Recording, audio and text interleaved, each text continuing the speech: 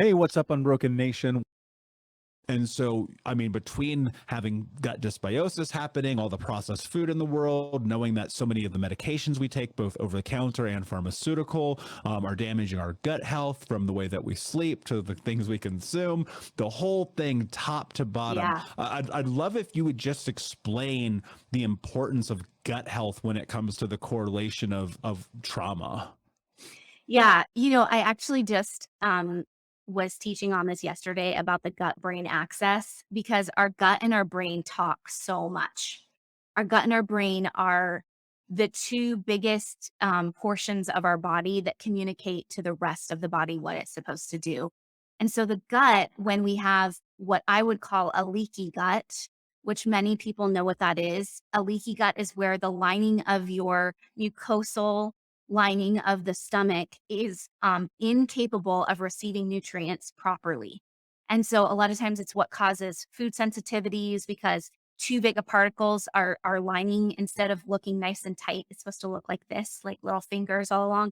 It looks all mangled and it looks inflamed. Then food goes through when it's not supposed to. And um, you might have an overgrowth when that happens. All of a sudden, things overgrow that are supposed to be there. So we're supposed to have bacterias and different things in there that really support the gut. But when they overgrow, then they are susceptible to letting in parasite activity or worms, which most of my clients are so grossed out when they hear that a lot of people have worms. It's really common. um, you can get lots of different things just from traveling in your area or going to restaurants. It doesn't mean you traveled internationally.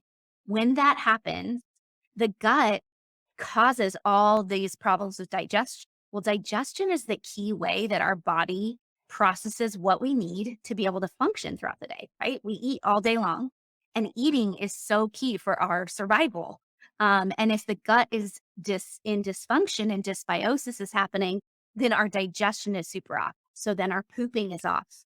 And pooping is one of the number one ways that we get rid of toxins and that we clear the body of what it doesn't need. And so if that's not happening, then we are just an absolute mess.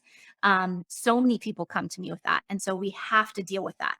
Well, then we talk about all the things that are created in the gut that go to the brain: serotonin, dopamine, GABA, glutamate. All of those are neurotransmitters, which is just a fancy word for these chemicals that help our mood. All of those things have to do with how we feel happy or calm or less anxious. And they are created in the gut and supposed to go up to the brain, be communicated to the brain through the vagal nerve, through the central nervous system, through the enteric nervous system. These are all big words for like just pathways of those things going up to our brain. If that doesn't happen, that's where depression comes in. So many people that have depression, they have massive gut dysfunction. I shouldn't say so many people, anyone that has depression has major gut dysfunction because your gut is responsible for making all of those happy hormones and neurotransmitters. And so if those things are off, we feel terrible. And then you add in there's this thing called the vagal nerve. And the vagal nerve is something that runs from the base of our neck all the way down our body, touches every organ in our body.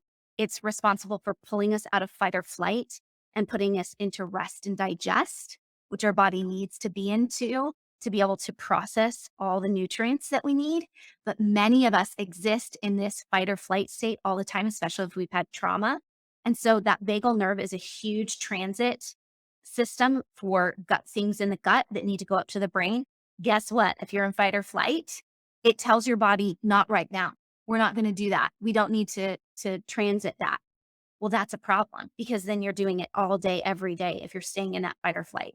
So vagal nerve work is a huge component of the work that I do. I know that, Michael, you've done a lot of that, of really calming down that vagal nervous system. There's lots of really simple ways to do it, of like gargling, of singing is actually one, which is like really amazing because I think there's something to, if you've, explored any kind of spirituality, singing together is such an emotional thing for people and something that feels so calming to people. It's because it's stimulating their vagal nerve.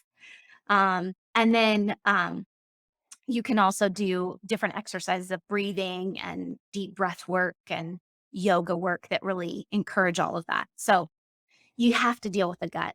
You have to. You've got to deal with the gut so that you can deal with the brain, so that your whole body can begin to function appropriately.